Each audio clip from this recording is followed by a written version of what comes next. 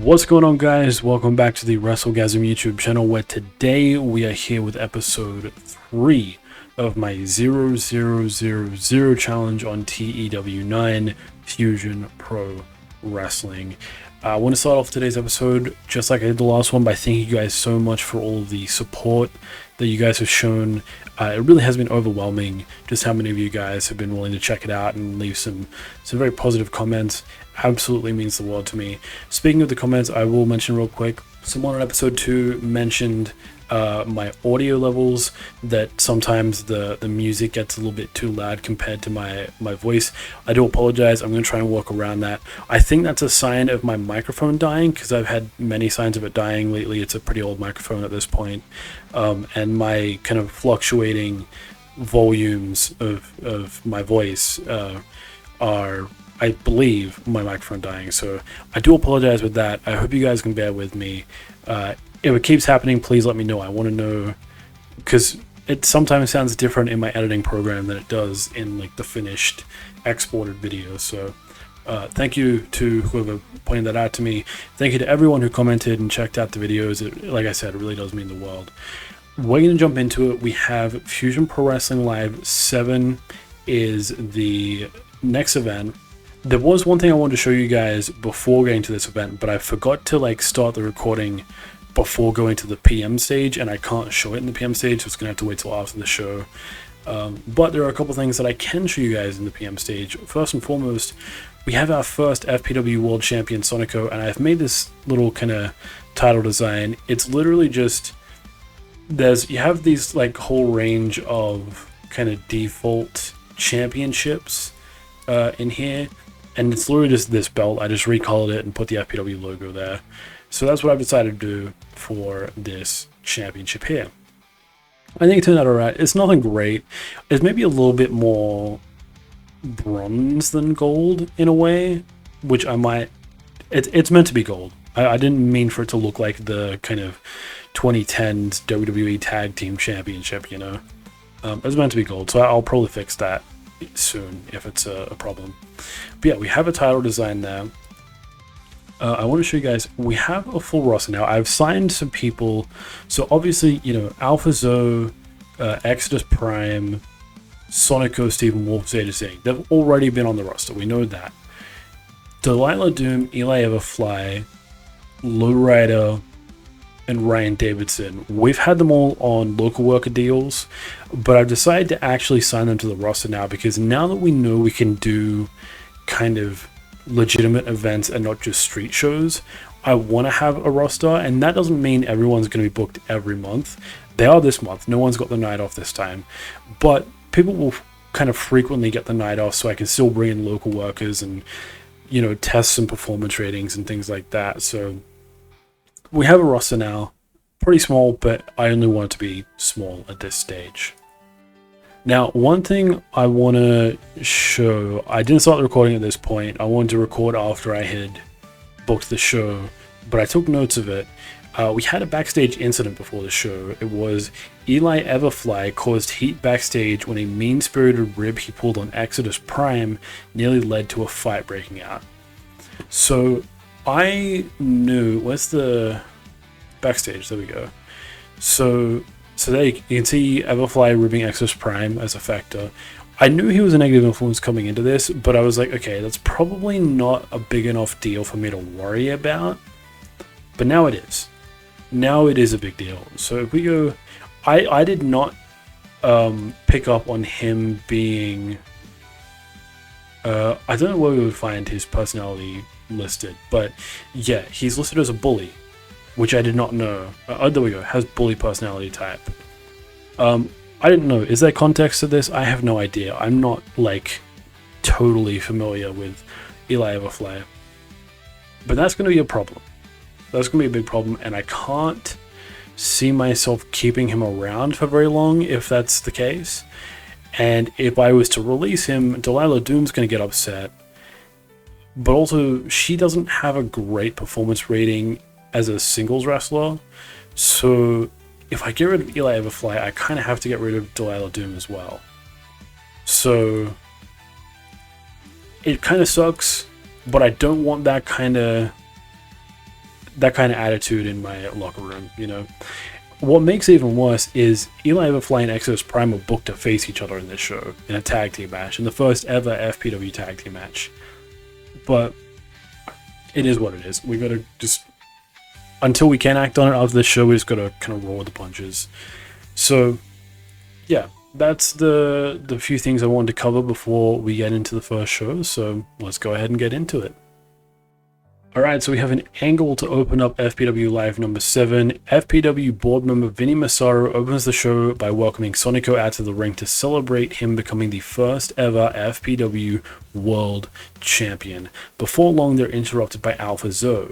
Zoe doesn't shy away from the fact that he lost his opportunity to be in the title match, but he has beaten Sonico before, so he believes he's still in contention for the title. Sonico says he plans on being a fighting champion and will happily defend it to him anytime. Vinny says it doesn't work quite that easily. Regardless of wins in the past, Zoe will still have to earn his shot. Zoe demands a chance to prove himself tonight, but Vinny doesn't have an opponent for him, so in an on-the-spot decision, Vinny decides to face Zoe in what will be his first ever FPW match, and that match takes place right now. So we officially get Vinny Massaro in the ring for the first time.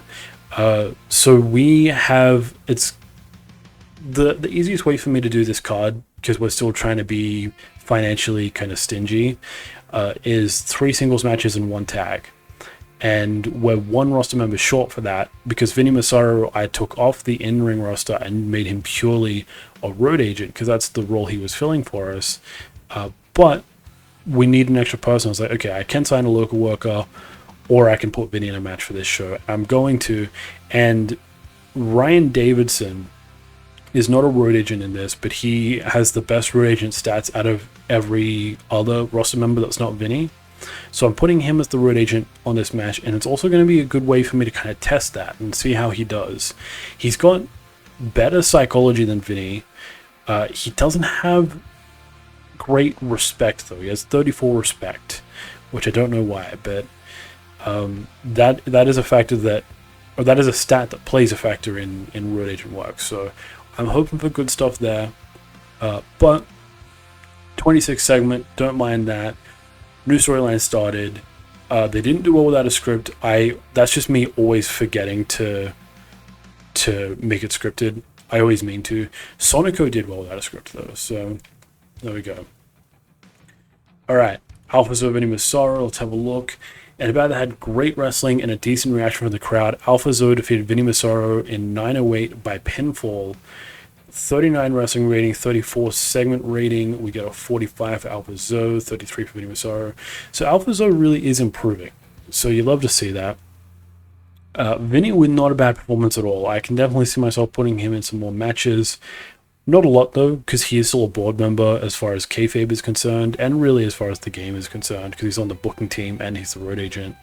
But in game, he's lost the West Coast Pro Heavyweight title, so he's not got like, he's not got a lot going on in ring at this point in the game. So Alpha Zoe picks up the win against Vinny Massaro.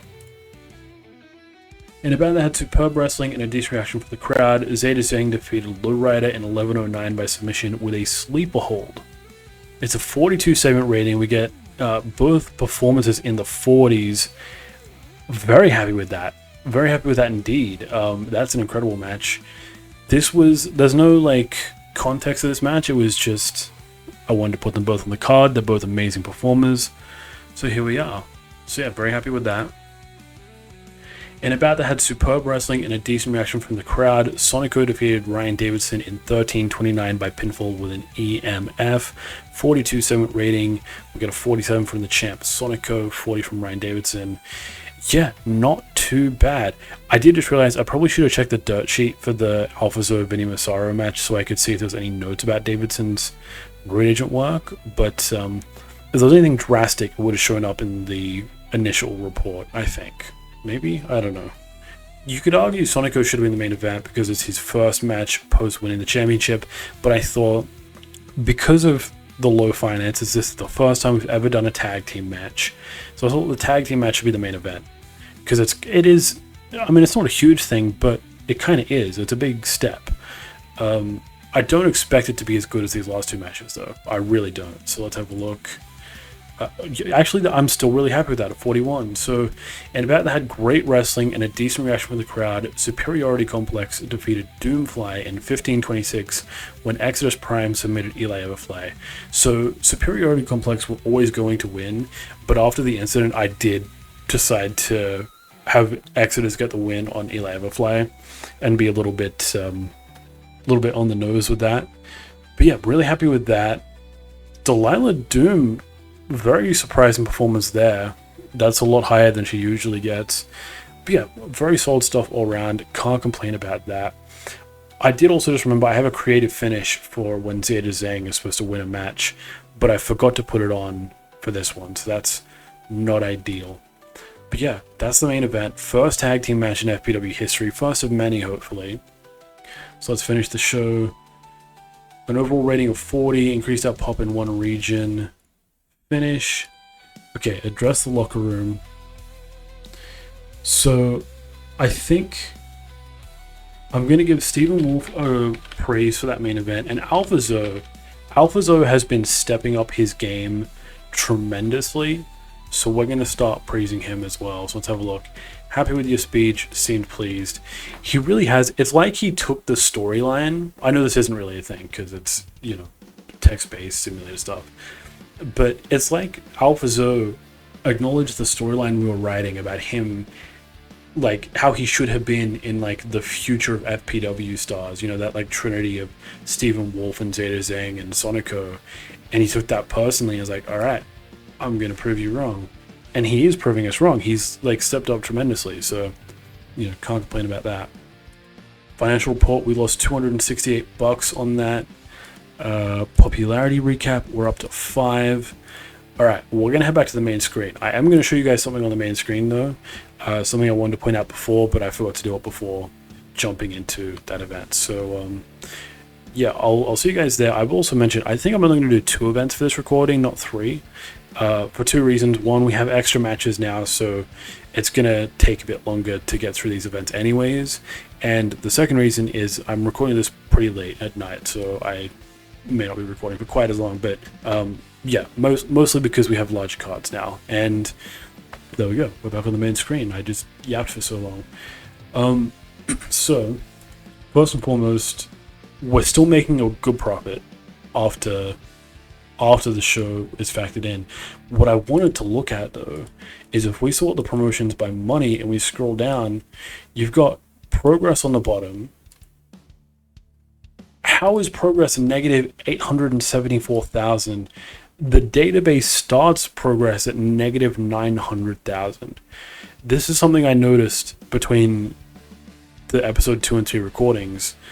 I have not messed with it. I haven't touched it at all.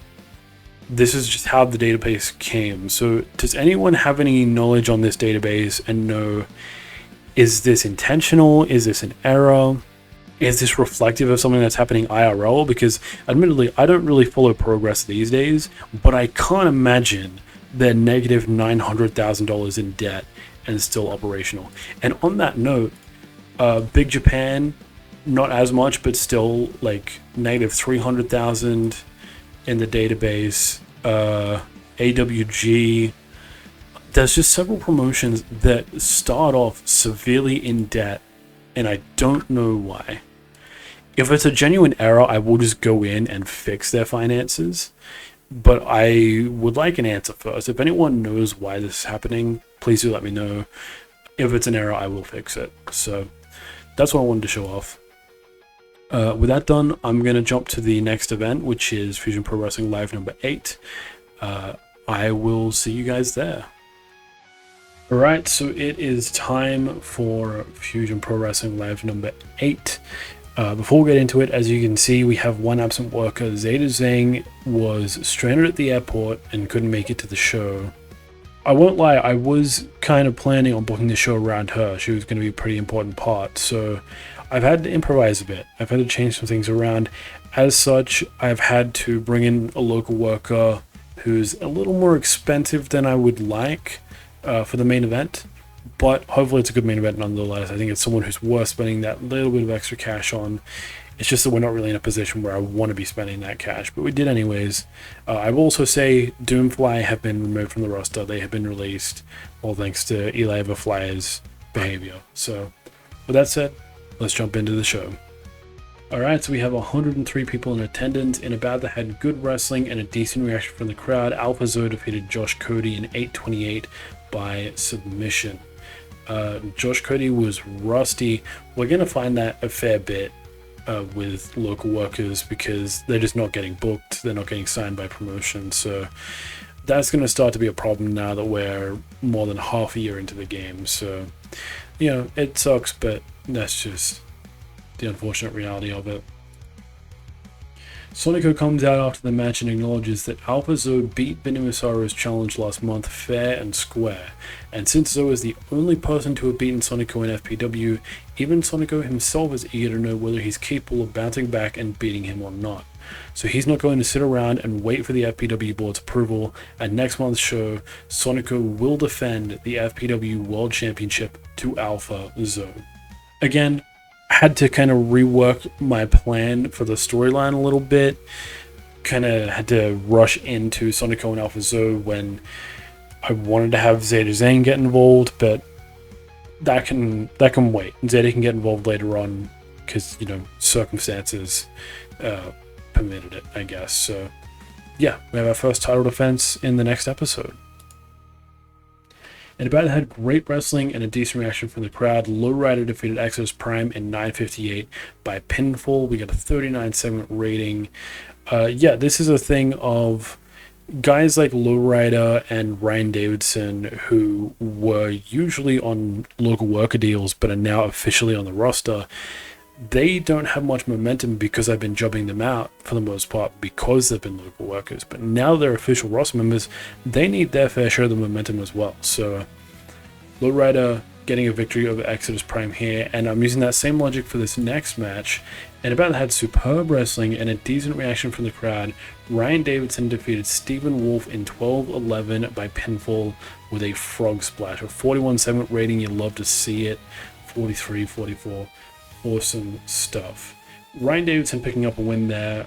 He is very easily, actually both him and Lowrider are submitting themselves as main event caliber wrestlers, so expect to see them getting some cool opportunities here in the near future.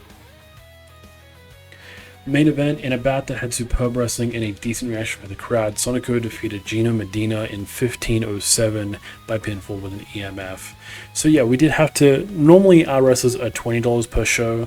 That's kind of the cheapest we can do, and so that's what I try to stick to while we're trying to build up our money and get out of debt. But Gino Medina was a $40 hiring, but we needed him because, again, Zeta Zhang being absent kind of threw off our plans. So 44-7 rating, love that, can't complain that. Finished the show, increased our pop in one region. Fans were disappointed of the storylines further during the show. None really had any dramatic stakes. I'm thinking that's because I didn't put any matches in the storyline. I didn't put like Alpha Zoe versus Josh Cody in the storyline. I just did the angle. I'm guessing that's what the problem is. So we're going to finish the show. We're going to address the locker room. I'm going to continue praising Alpha Zoe because I think he really deserves it.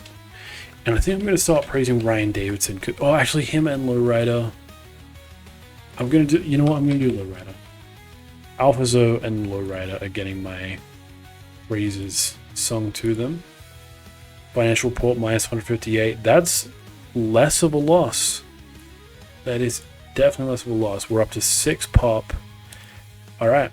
We're heading back to the main screen now. I'm going to not only head back to the main screen, but also simulate to the end of the month so we can see our kind of monthly recap in terms of finances and things like that. So yeah, I'll see you guys there. All right, we are back. It is now September. We are 9 months into the game. We're moving really fast. I'm really keen about that. What we want to look at is the finances, and my god, we are making a lot more money than I expected to this early. $568 profit in August is incredible, and it's all thanks to the sponsors. And that's, I think the main factor there is just the product we chose. I think we chose, as our kind of popularity elevates, the product is earning us that money in relation to the pop. Does that make sense? I don't know if that makes sense, but the sponsorship is saving our ass right now, dude. Like, I'm looking if there's anything in the expenses that I could decrease, I would. The only thing I think could save us in terms of saving money is going back to a 3-match card. 3 singles matches, $20 workers. But I still want to book shows that I'm satisfied with. So we're making enough money now that it doesn't really matter all that much. So yeah, look, I'm immensely happy with the progress we're making so far. Ticket sales also coming in clutch, really can't complain about that. Someone commented on, I think it might have been episode 2, maybe it was episode 1, I don't remember, but someone commented saying I should really invest in merchandise and upgrading the merchandise early on. And I said, yeah, now that we're making profit, I probably will look into doing that.